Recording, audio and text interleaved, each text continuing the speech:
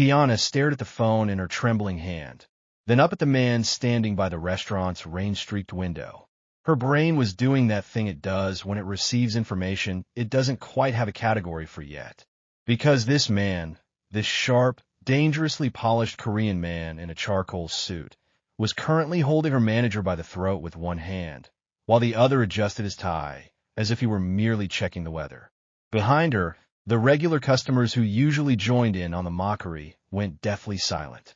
And finally, the contempt they had always felt for the lowly waitress turned into a cold, paralyzing dread.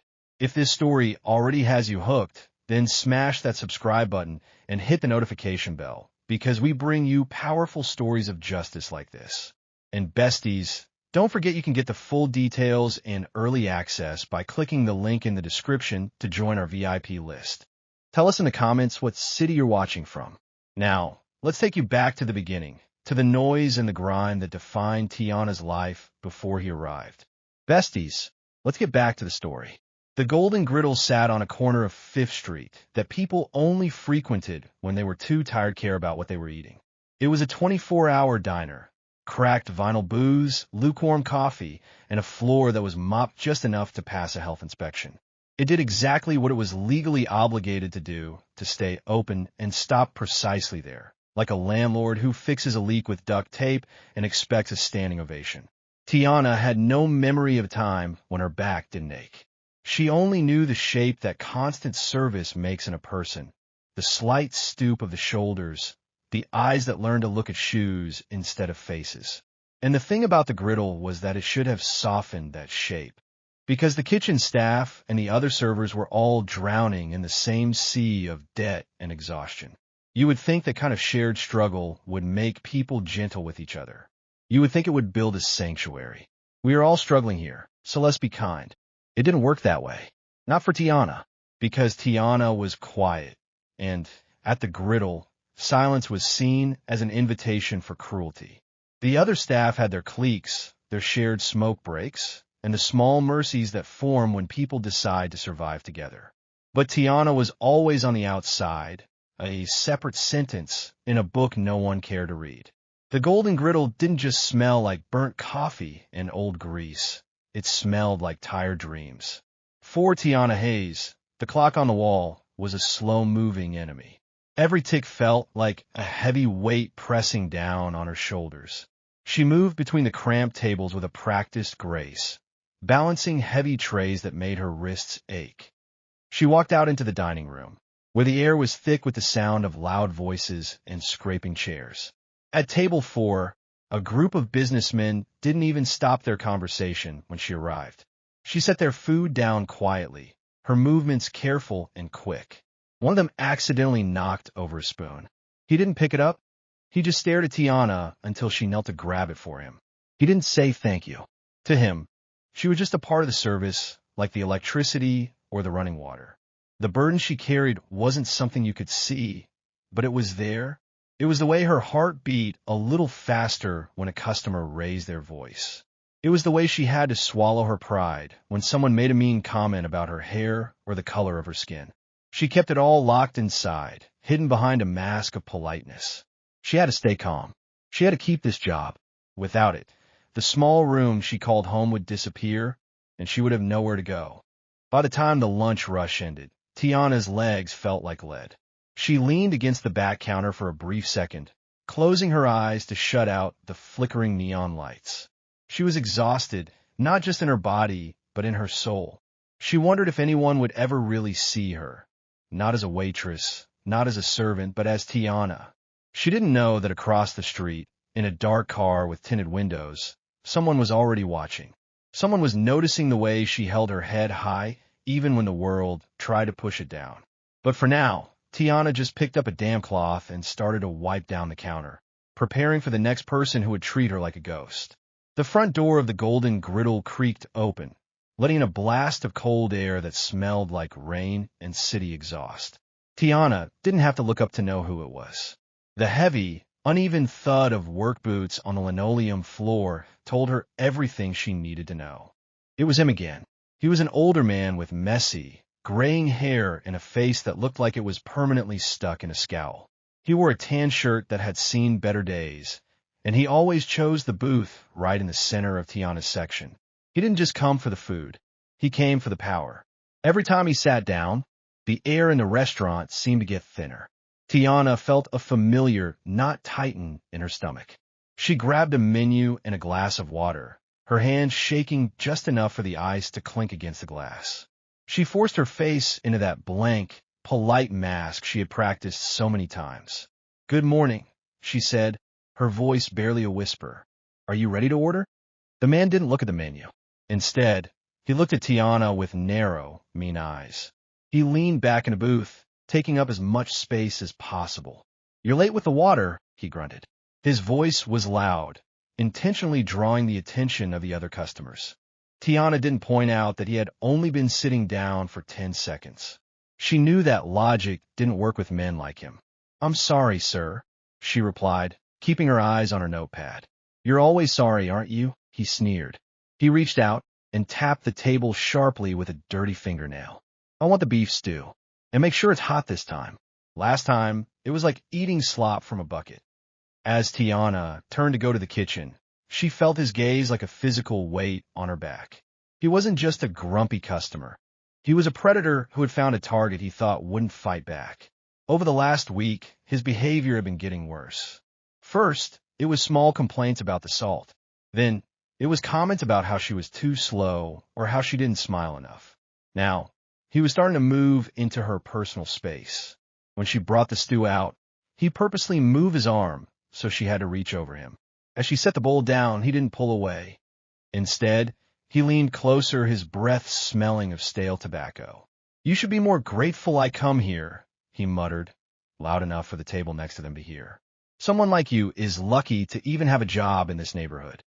Tiana's face burned with a mixture of shame and anger. She wanted to scream, to tell him to leave, to tell him that she was a human being with feelings. But she looked around the room and saw the other customers looking away, suddenly very interested in their own plates. The manager was busy on the phone, ignoring the tension in the air. Tiana clutched her hands to her chest, her fingers digging into the fabric of her uniform. She was alone in this, trapped in the shadow of a man who enjoyed making her feel small. She retreated to the kitchen, the sound of his harsh, mocking laughter following her through the swinging doors. Outside the dirty windows of the restaurant, the world was gray and busy. Rain began to fall, turning the street into a blurry mess of umbrellas and rushing cars.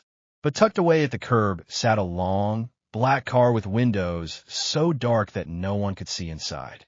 It looked out of place among the old buildings, like a silent shark waiting in shallow water. Inside the back seat, Seo Min-Joon sat perfectly still. Min-Joon was a man who lived in the quiet parts of a loud world. His suit was dark and expensive, and his hair was brushed back without a single strand out of place. He wasn't looking at the rain or the people hurrying by. His sharp, dark eyes were fixed on the front window of the Golden Griddle. Specifically, he was watching the young woman in the pinstriped uniform. He watched as Tiana moved from table to table. He noticed the way she flinched when the front door slammed too hard. He saw the way she tucked a loose lock of hair behind her ear when she was nervous. Most of all, he saw the man in the tan shirt.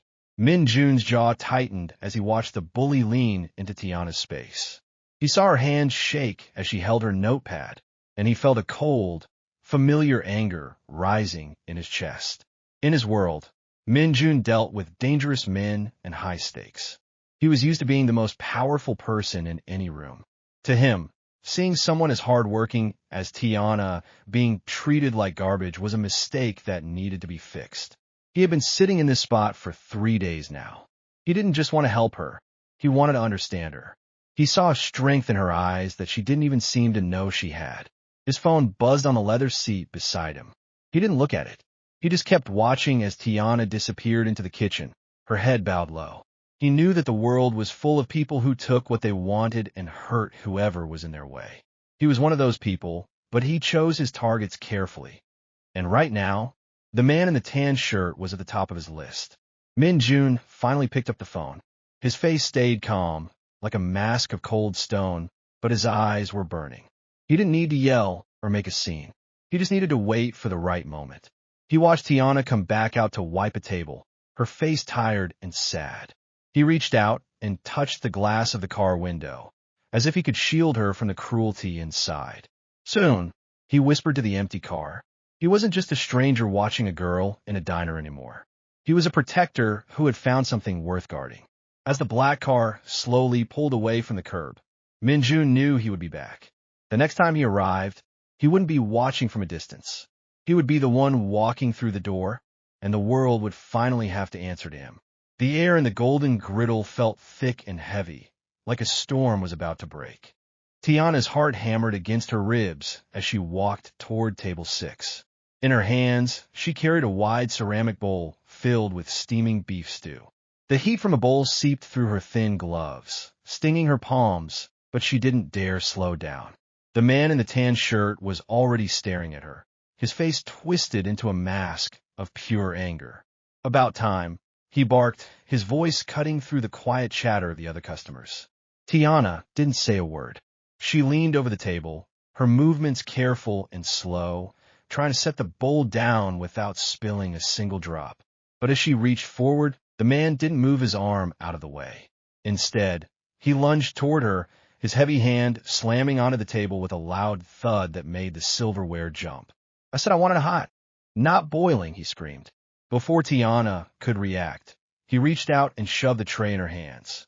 The bowl tipped, and the dark, hot liquid splashed across the table, soaking into Tiana's pinstriped sleeves and burning her skin. Tiana gasped, jumping back as the stinging heat bloomed across her arms. Tears immediately filled her eyes, blurring her vision. She looked around the room, her breath coming in short, jagged gasps. She expected someone to stand up. She expected her manager to come running out from the back. But the world seemed to freeze. The other customers turned their heads away, staring hard at their own food, pretending they couldn't hear the man's hateful shouting. "Look at this mess," the man yelled, standing up so fast his chair scraped loudly against the floor. "You're useless. You can't even serve a simple meal without making a disaster. Someone like you shouldn't even be allowed to work here." He stepped closer, invading Tiana's space until she was backed up against the cold metal of the service counter. The temperature in the room suddenly dropped, and a heavy, powerful silence began to spread from the entrance, forcing the bully to stop mid-sentence. The heavy silence that followed the chime of the door was unlike anything Tiana had ever felt.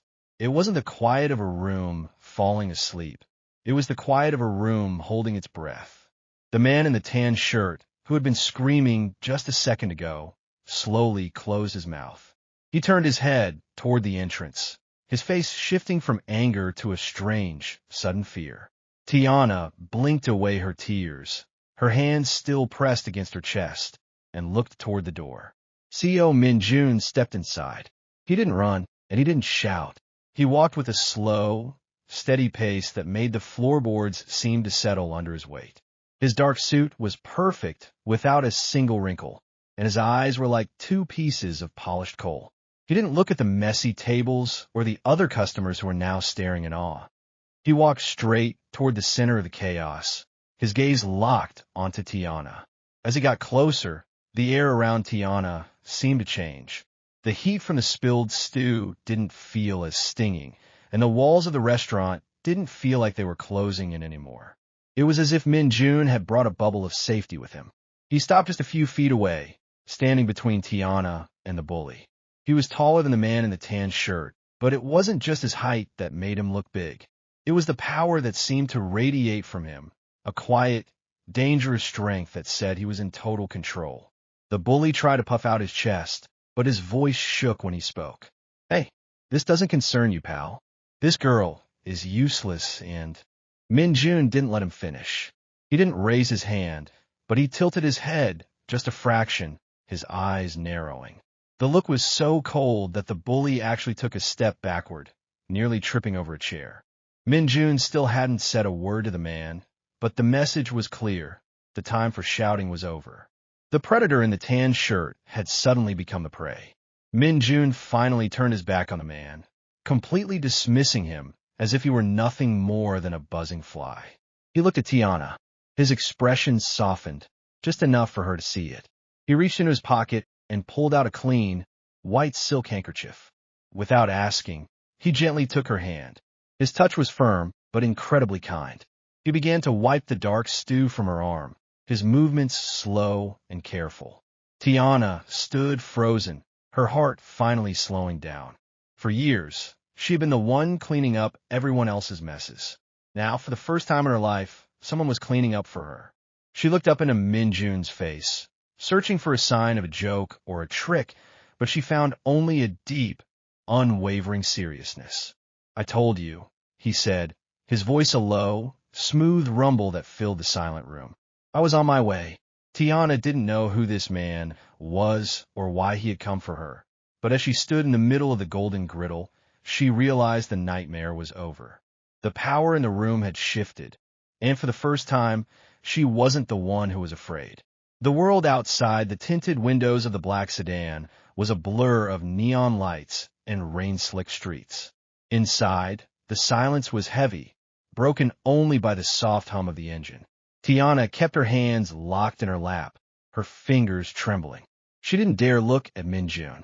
He sat beside her, his long legs crossed, looking as calm as if they were just going out for a nice dinner. But the air around him felt cold. It was the kind of cold that made her skin prickle with fear. When the car finally stopped, they weren't at a police station or a messy warehouse. Instead, they were in front of a tall, glass building that reached toward the clouds. Min-Joon stepped out and held the door open for her. His movements were smooth and polite, but his grip on her elbow was firm. He led her through a lobby of white marble that shone like ice. The security guards didn't ask for ID. They simply bowed their heads as he passed. The elevator ride was fast and silent. When the doors opened, Tiana gasped. Min-Joon's office didn't look like a place for work. It looked like a palace. The walls were covered in dark wood, and a massive desk sat in front of a window that showed the entire city glowing below. There were soft leather chairs and expensive paintings, but the room felt empty of any warmth. It was a beautiful cage. "Sit," Min-Joon said. It wasn't a mean command, but it wasn't a choice either. Tiana sank into one of the chairs. It was so soft, she felt like she might disappear into it. Min-Joon walked behind his desk and poured water into a crystal glass. He set it down in front of her. "You are safe here, Tiana, as long as you listen." She looked at the glass, then up at him. His dark eyes were unreadable. For the first time, she realized that the danger wasn't just in the streets they had left behind. The danger was right here, wrapped in a silk suit and expensive cologne. Min-Joon wasn't just a savior. He was a king in a kingdom of shadows, and he had just folded her under his wing. "Why are you doing this?" she whispered, her voice cracking. Min-Joon leaned forward, the light from the city hitting the sharp lines of his face. "Because I see value in things others throw away," he replied softly. "And I never let go of what is mine." Tiana felt a chill run down her spine. The luxury of the office suddenly felt terrifying. Every beautiful thing in the room belonged to him, and now, she realized with a sinking heart, she did too. Outside, the city roared, but in this high, quiet place, there was only Min-Joon and the weight of his golden chains. She was no longer running from the storm. She was right in the center of it. Tiana stared at the glass of water. She didn't want to drink it. She felt like she was in a dream, but it was the kind of dream that could turn into a nightmare at any moment.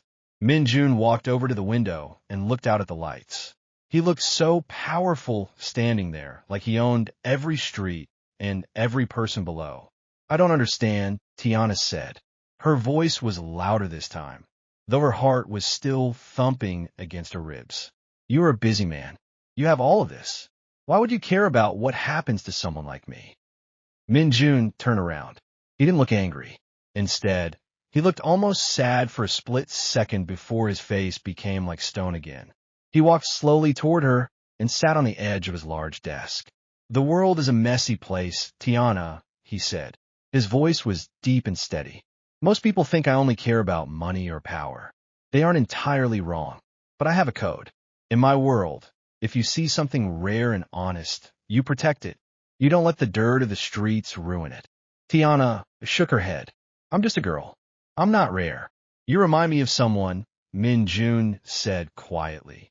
He looked away for a moment, as if he were seeing a ghost. A long time ago, I knew someone who had the same look in her eyes. She thought the world was kind. She thought if she worked hard, nothing bad would happen. She was wrong. No one was there to stand between her and the shadows. Tiana felt a lump in her throat. She realized he was talking about someone he had lost. Is that why you saved me? I couldn't save her, he whispered. The air in the room felt even heavier now. But I can save you. This is not just a favor, Tiana. It is a debt I am paying to the past. By keeping you safe, I am fixing a mistake I made many years ago. He stood up and walked toward her. He stopped just a few inches away. Tiana wanted to pull back, but she stayed still. But you must understand something, he continued. His voice was low and serious. My protection is not free. I will keep the monsters away, but you must stay exactly where I put you. You're under my wing now. That means you follow my rules. Do you understand? Tiana looked into his dark eyes. She saw the pain he was hiding, but she also saw the cold truth. He wasn't just being kind. He was claiming her. She was the way he felt better about his old mistakes. She nodded slowly, knowing that her life was no longer her own.